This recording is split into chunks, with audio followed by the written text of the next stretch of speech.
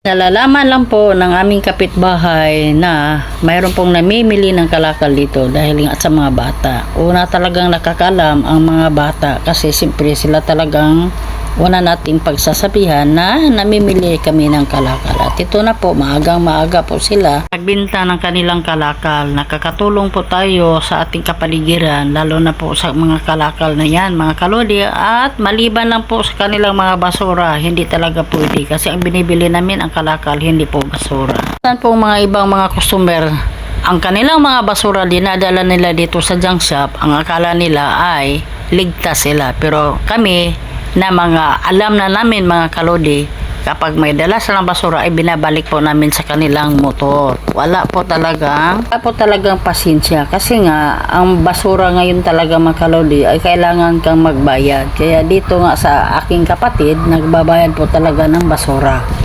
Ang isang L po nagkakahalagang 2,500. Kaya kapag may mga kalakal sa mga kalodi, binubukod na namin ang kanilang mga basura at pinapadala po namin sa kanila. Buhay bilang isang content creator mga kalodi, kailangan magsisikap tayo kung anong klaseng negosyo, trabaho mayroon ka. Pagsisikapan po natin kasi dito kay Facebook wala ka lang masyadong kinikita at matagal pa magpapasahod sa atin. Kung kailangan na mga kalodi, huwag po tayong nakapokus lang lagi sa Facebook. Siguro kung wala tayong ginagawa, may bakante po tayong oras, o unahin po talaga natin ang ating hanap buhay. Yan ang pinakamahalaga. Kasi kung dito ka kay Facebook talagang umaasa, wala na po. Maliban lang kung ikaw ay nagpo-promote talaga, kikita ka. Pero katulad natin ng mga maliliit na content creator, talagang magtrabaho po tayo ng maayos. Maraming nagsasabi, laban lang, pagpapatuloy lang. Nagpapatuloy tayo pero hindi talaga sapat. Yan ang katotohanan. Pero iwan ko lang sa iba dyan mga kalodi. Sa atin dito naman ay upload lang ng upload. Basta iwasan lang po natin magkakaroon po tayo ng mga violation. Ang mahalaga dyan mga kalodi, mayroon po tayong maiipon na sinta-sintabos. Katotohanan po yan mga kalodi. Kapag umasa tayo dito sa Facebook, walang mangyayari.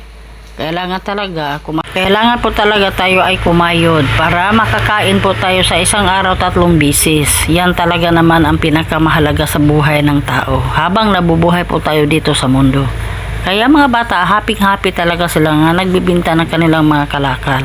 Dahil nga kahit mga estudyante sila, alam nila yung paghahanap buhay. Kulit man ang mga bata mga kalodi, pero nakakaaliw at nakaka-enjoy din sila. Minsan naman mga kalodi, may katigasan din sila. Pero hayaan na lang natin dahil kasama na yon sa kanilang buhay dahil sila po ay mga bata.